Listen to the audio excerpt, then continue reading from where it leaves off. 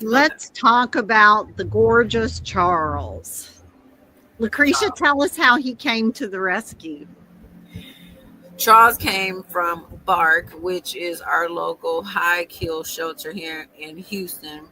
A lot of times they find their way into Bark if they are strays on the street, or in this case, Charles was an owner surrender because he was biting. So Charles came in as Charlie, and we call him Charles because we already have a Charlie here. So you'll see in the earlier post that his paperwork from the shelter says Charlie, but we call him Charles now. I think And he Charles like it. suits He him looking more at me. anyway. Charles He hear me. suits him more, don't you think? Girl, He's don't the make me Charles. say what I really think his name is. So tell us about Charles and his personality. He was an owner surrender because of biting. I know you're working on that. How's that going? So Charles is probably about 2 years old now, and Charles is what I would call like an alpha male Shih Tzu. It's usually in boys. Girls do come like this, but these alpha male Shih Tzus, like if you do not train them early, then they have this understanding that they make the rules in life. And so Charles came as an alpha Shih Tzu. So obviously from what I think I remember is he came from a home with an older mom, and he probably just took advantage of him. So I think she went into, if you know Charles, you know you really can like tell him what to do. I can, but most people you can't tell him what to do. And I think she was trying to make him go up or whatever, and he bit her, and she surrendered him to the shelter. So if you go to the shelter as a biter, you automatically end up on euthanasia lists. And that's how the rescue came in, that he was like this young boy, came in for biting. After he finished they hold them for a certain amount of time. Once they are released from that hold, they can only go to rescue with the agreement that we will not adopt him out until he has gone through behavioral training. So that's where we are with Charles. He has come a long way. When he first came in, he bit at everything, everybody. There was no grooming him. No, really, you could not tell him no without it being a problem. And so one of the things that we do with that is that they have this discipline structure. So everything is done on a schedule. You go out and potty, you eat, and then you get back in your bed. You're there for like an hour. We go out and potty. We do whatever playtime it is. You get back in your bed. And so bed is not me putting you in there. The point of you learning structure is that you go in there on your own, because with an alpha Shih Tzu, you cannot grab them like you finna go get in the bed. That is not. So you have to develop an understanding with them. It's like they don't know you telling them what to do really, but the communication have to be like, go do this, but you have to get them to think that they're doing it under their own terms. So it's really like a power struggle. Okay, that's what it comes down to, is that you cannot tell them aggressively to do anything. No matter if they bite you, you still have to be like, would you like to get in your bed?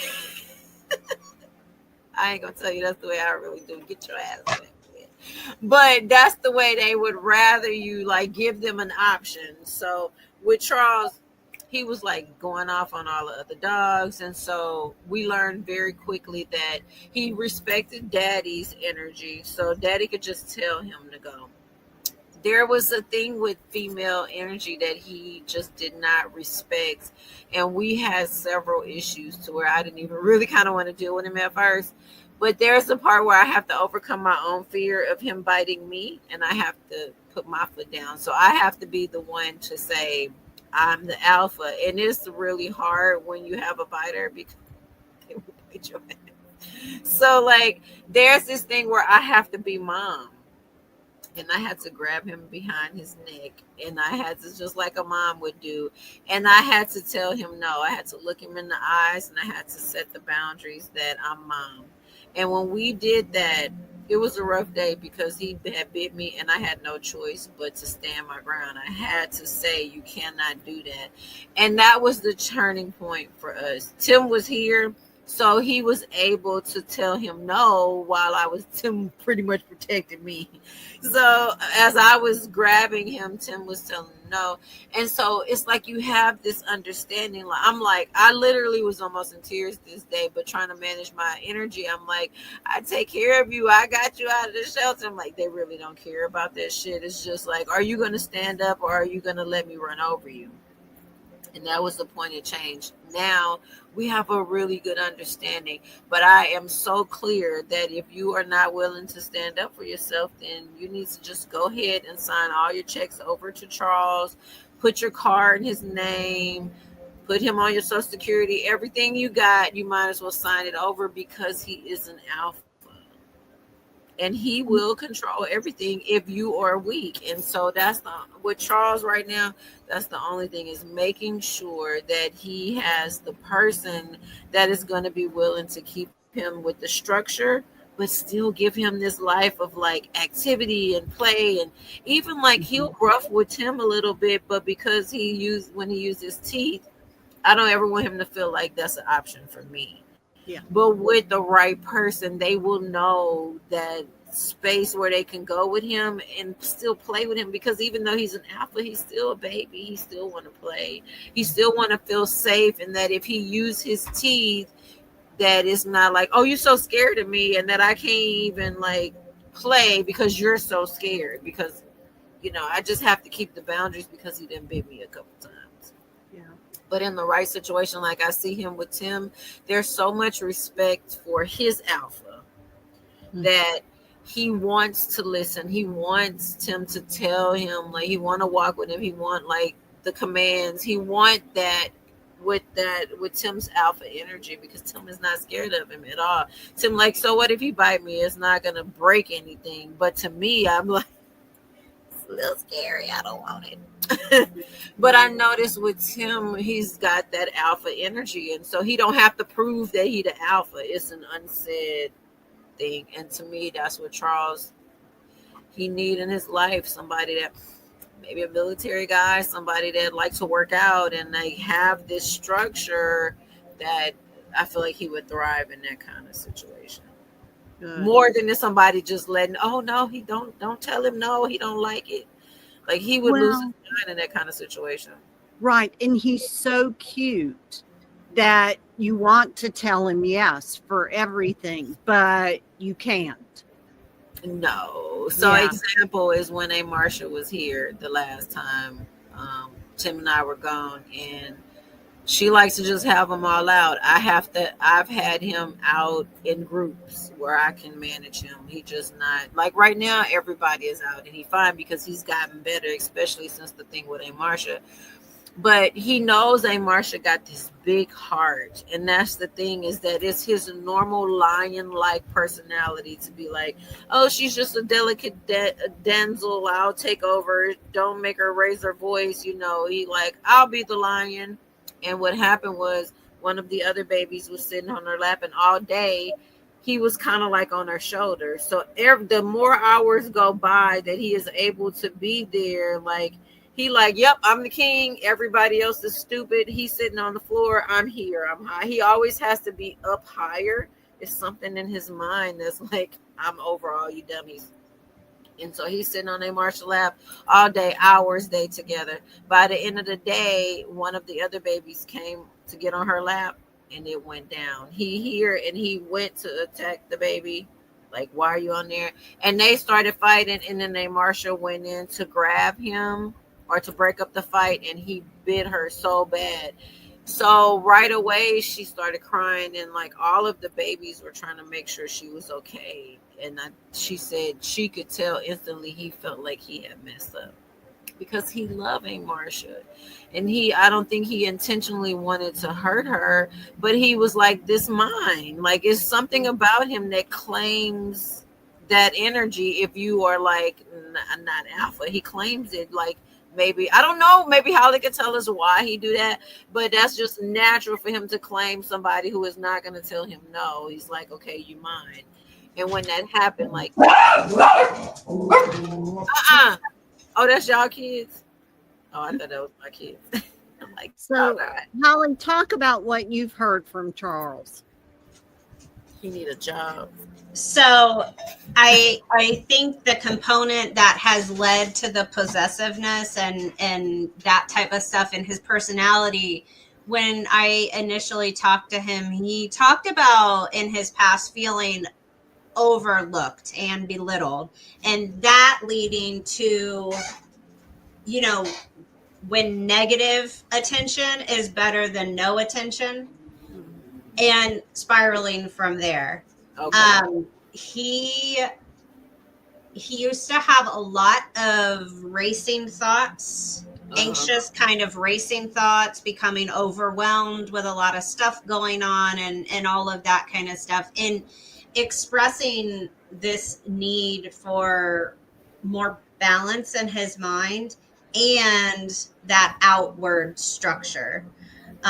So that's where that possessiveness kind of stems from. It is not him just wanting to do this. Right. It is a product of the way that he used to be treated, and then the associations that he made with, well, any attention is better than no attention, you know, Right. even if it's negative, even if I have to like push.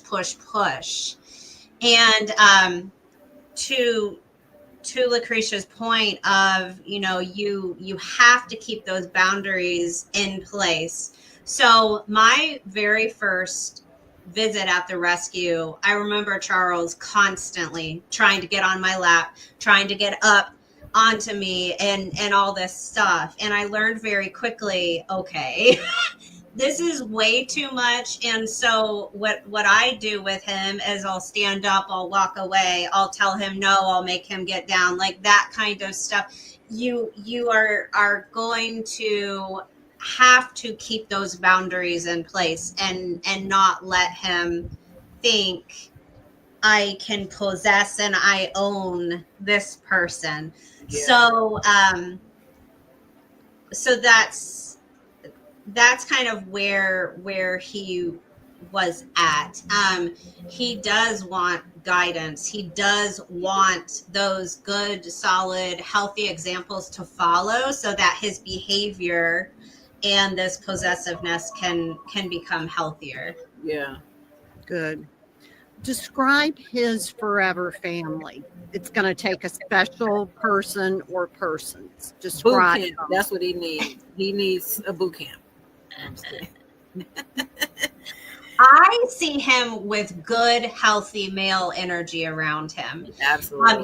He connects with masculinity. He is higher in his own masculinity. And that is, when I'm talking healthy masculine energy, I am talking about groundedness, warmth, and this balance, this trusting of, wow, that person feels very grounded. I trust that. Yeah. And so he's going to need somebody who has that type of energy. Also, on the more physical side, active. Somebody that could teach him new things is what he need, like constant growth, being taught. Yeah. Yes. Like he can't just stay at the same. Yeah. In his mind, it likes to be busy. Yeah. And that's not a bad thing. That just means focus on an activity, teach him things, have good positive stimulation and positive attention. Maybe even like scent training and stuff like that. He probably would, with a job, he probably would really feel where he needs to be with a job. Yeah. All the things. I see him being in his adoptive family with excitement and activity. It's like very doing. I wouldn't put him with kids though. Absolutely. I was going to ask, no kids. But when you describe the masculine energy, it sounds to me a lot like the mayor, because he is very warm, he's very loving, but when he tells you no, there's no doubt that he means no. Right. It's not like, are you okay with that? It's like, it don't matter. It's no. The answer is no, but he's not a drill sergeant. He's warm, Yeah. he's loving, he wants to cuddle with you, you want to cuddle with him. But when he says you're reaching that don't cross that line, you know he needs it. He do seem like he would do better with that type of energy, be it a male or female, just that they have that masculine alpha energy. I don't think it have to be a male per se, because a really strong female could still exude that same like militant type. And not saying that you're gonna have to be like that with him forever. I feel like this transition part is gonna set the tone for how he be the rest of his life. And I think that I need to make that clear, is I don't think that he gonna have to have this like, don't you even look to the left, to the right, look straight, sergeant. I don't think it's gonna have to be like that the rest of his life. For me, it's transition, or whenever somebody new in, say like if it was a single person that adopted him, if they bring somebody in later, that person would have to be the same way with him. He'll test. Yeah, you just, because he would, if it's a single person, that's probably going to be his person, and he's probably not going to be too open to like more people coming in later. So you have to be the type of person that's introducing him constantly to new people and new situations, and you are that strong, dominant energy in it that's assuring him that you're okay. And so I think that anything you do with them over and over again, like with the thunder, they eventually lose the fear and it become a natural state of being. But you have to do it consistently and often for it to like lose the fear factor of it. And what other things would adopters or potential adopters for Charles need to know about their lives, about him, about being successful? Well, I think keeping boundaries up also when other dogs are around, that's going to be an important aspect of his life. And I think Charles would thrive being an only dog with an active companion, because there's not going to be that possessive, he's not going to have opportunities to feel like I need to own because this other dog is trying to get attention too. It's just not going to be part of his everyday. So that's going to help him release that out, because it's not going to be a factor in life anymore. That being said, if he's the only dog, that doesn't mean he's not going to be around other dogs ever again in his life. And I don't think that that's a need either. But in those instances, the parent's going to need to be aware of his background and go into those situations more with a plan and slowly. I think that if they brought him out more and used that as exercises, that every time he met another dog, that they can make that where it's not an issue. But at first, they are probably going to have to acclimate him to him being the only dog in the house. But when we go out, we see dogs, and you have to still respect that. You can't just be like, "Now come over here, this is my owner. Don't you be trying to take my owner," because he still could possibly feel like other dogs outside of the home give that same threat as if it was one there. But I think the owner really needs to understand that Charles identifies as like a bigger dog. Like in his mind, he's Thor size. He has no idea. That's why he always on top of stuff. He sees these other like little dogs, and in his mind, he see himself as like big like Thor, not like them. So you kind of have to have like big dog. You know what I'm saying? Like it's a different type of training, whereas a little shit, you can just like pick them up when they barking because other dogs are around. And what I heard you say earlier, Lucretia, and it fits with what Holly was saying, if it feels to me like if Charles' family is interested in and willing to do training with him, formal training, whether it's obedience, whether it's scent work, that would be good for him on a lot of levels. Right. Even agility, anything that would like cause him structure to think in a structured type of system. It's going to help him be better later. And to be socialized in a very controlled way around other dogs. Yeah. It'll probably help him be more relaxed at home too. Yes. If he yes. can understand the structure out away from home. When he come home, he probably won't be so like, oh my God, I got to protect this all mine. You know, the fear of it, losing it, or not just being only his. What else? Come get him tonight. I'm just kidding. Alphas apply. Okay, this one is only for alphas. Alphas apply. Okay, you cannot apply for this one if you weak-minded. I'm sorry, that's just being honest. He will control all your shit and be driving your cars, and I'm just telling you, he will be owning everything that your name is on. There was a TV show, Charles in Charge. That's exactly it. That's him right there. That should be a shirt with his name and picture on it. If Charles is your boy, put in your application. Tonight. Okay, thank you.